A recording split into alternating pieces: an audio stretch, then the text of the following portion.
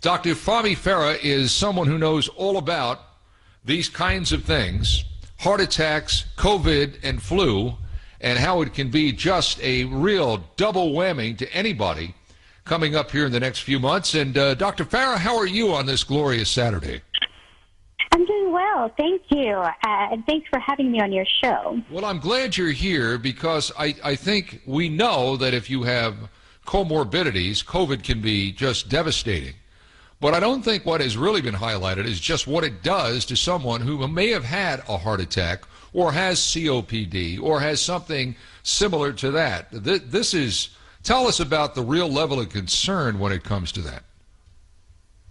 Yes, COVID-19 is definitely capable of increasing the risk of complications in those patients who have pre-existing heart conditions like heart attack in the past or have blockages in their heart. It can increase the risk of having another heart attack and also going into heart failure. It can be fatal in many cases, and it can also really drastically reduce the quality of life down the road by creating many more chronic complications. So the way it's doing that, COVID-19 is causing an intense inflammatory response in our system, in our body. And it's really stressing out the heart and causing the heart to fail oftentimes, going into full-blown heart failure. It can also cause the plaque, which is blockage that's sitting in our coronary arteries that's already existing, to become vulnerable and rupture and cause an acute heart attack. It can also cause arrhythmia, really dangerous types of arrhythmia. That arrhythmia is erratic heart rhythm, right. And the ones that can come from the bottom chambers of the heart, called ventricular arrhythmia, can be fatal. So obviously this is a problem. I mean, you just highlighted everything that could go wrong if you have a comorbidity regarding the heart and COVID. The flu is here. It's coming. And I found this startling. Over the past 8 flu seasons, nearly 47% of people that wound up in hospitals for flu had heart disease. Well, that sounds like it's just as lethal as COVID-19. It may be even more so, that number.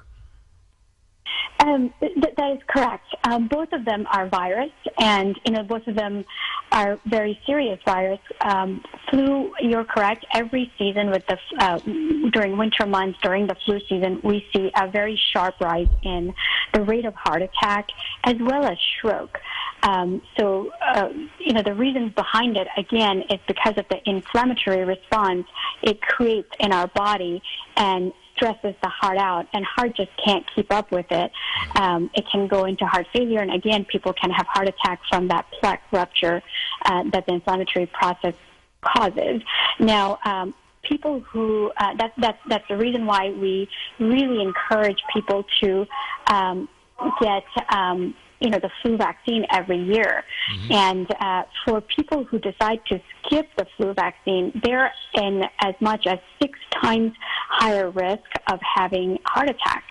Wow.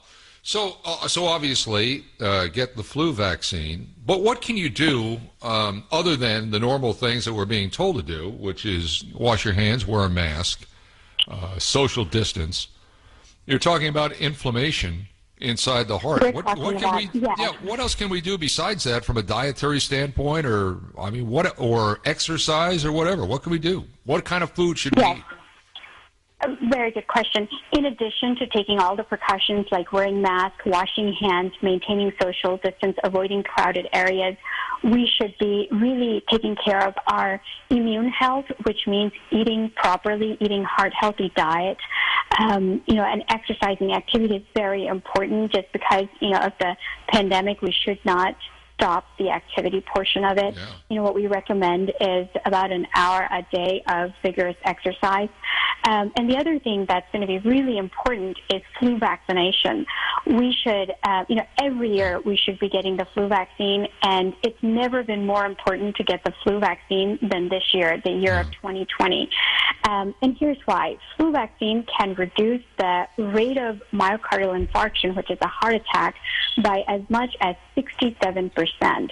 It can reduce the risk of having an out-of-hospital cardiac arrest by 49% and the risk of having stroke by 50%.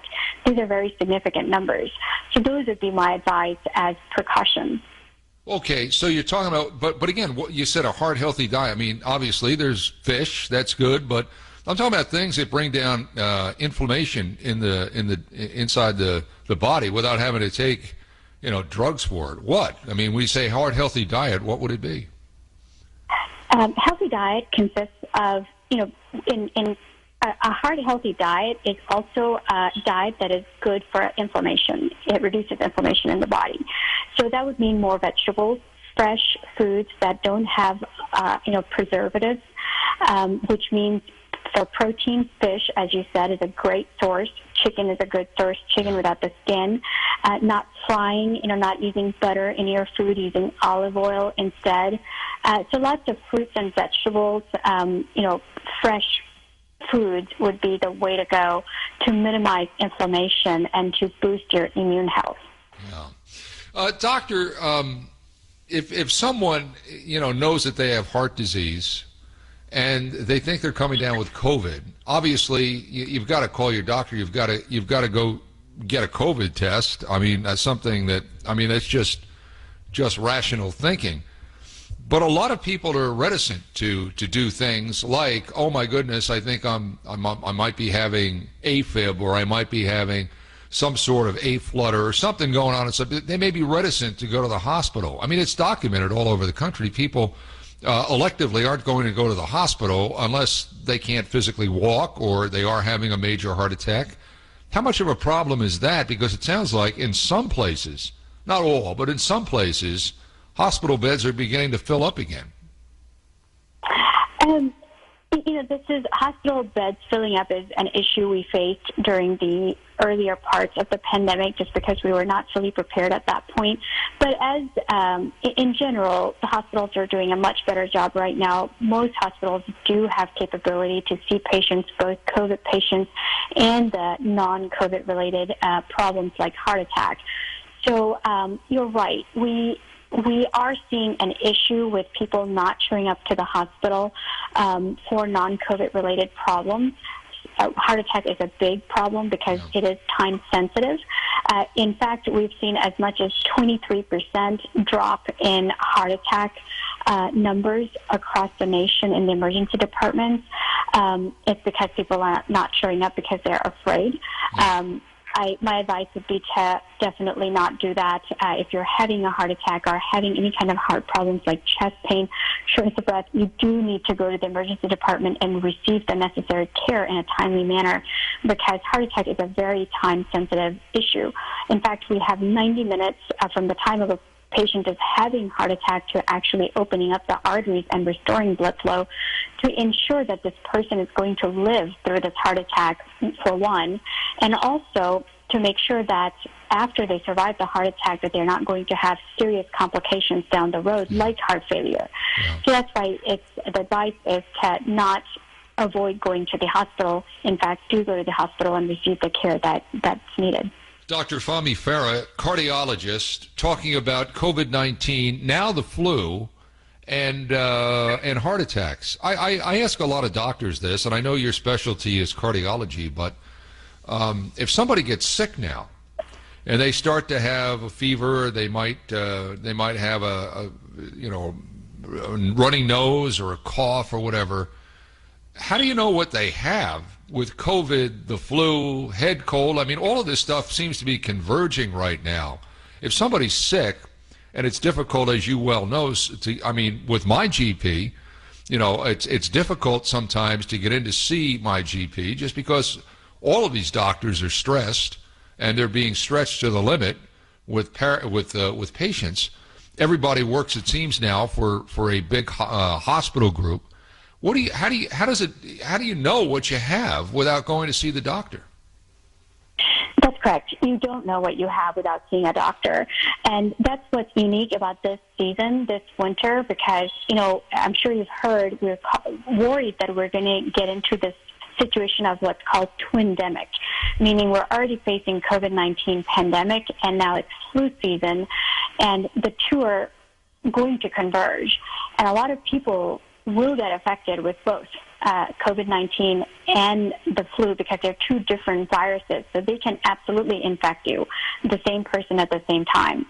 So it is very important to see your doctor, and if you're having symptoms like flu-like symptoms, take every precaution to make sure that quarantine yourself to protect the rest of your family members. Eat healthy, take plenty of fluids to take care of yourself and make sure you're getting all the supportive care needed. Yeah. But you do need to go see your doctor. Access to doctor is important. A lot of doctors now are actually seeing patients even through telemedicine to provide better access to patients during this difficult time. So use those avenues. There are urgent cares. There are emergency departments.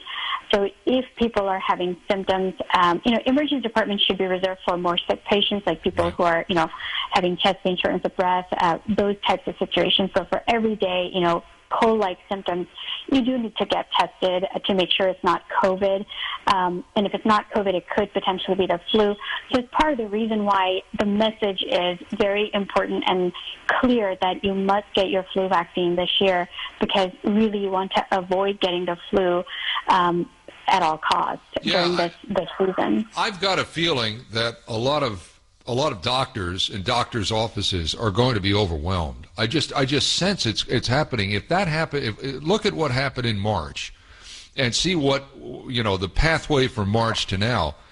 My fear is that a lot of these doctors are going to be overwhelmed. They're not going to be able to see patients. They may not be up on telemedicine, and even if they are, there's nothing that replaces an inpatient visit. I have a great fear that's going to happen. What about you? That is one of our concerns as well, that, it's very possible that if, we are in the middle of another surge for COVID-19, so the numbers are going up in terms of COVID-19, and with the flu season, it's going to be very difficult to deal with two different, viral illnesses that can totally devastate our healthcare system. It can totally overwhelm our healthcare system. So I completely agree with you. That is a fear that we in the healthcare field have. And that is why it's so important to take home this message that we got to do prevention. Everybody has to take the responsibility for their own health.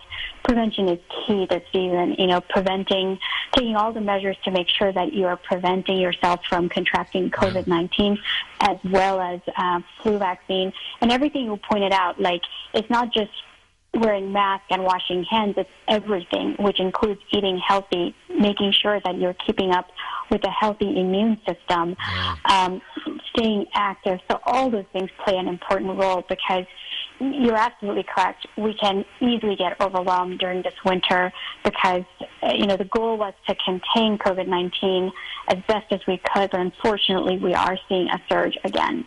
You know what I keep hearing from people, just anecdotally on the street, doctor, just talking to friends, are we ever going to not have to do any of this again? Masks, distancing, things like that. Do you think this is just the way it's going to be from now on, or do you think we will get back to what we were before this hit?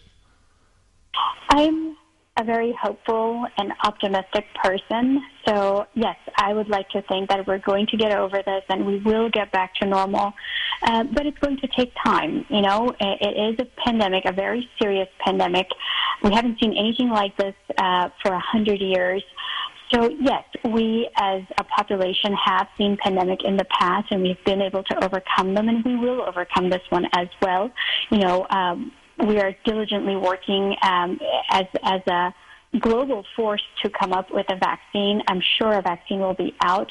It's just a matter of time.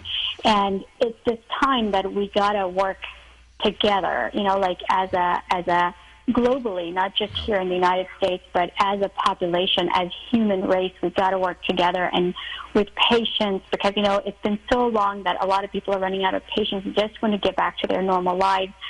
And we got to be careful and give it the respect that it's requiring, which is time and diligence of maintaining all these precautions so that we can overcome this without having as much casualty of our population. So that when that time comes, when the vaccine is out, I'm very hopeful and optimistic that yes, we will get back to our normal selves where we do not have to wear masks.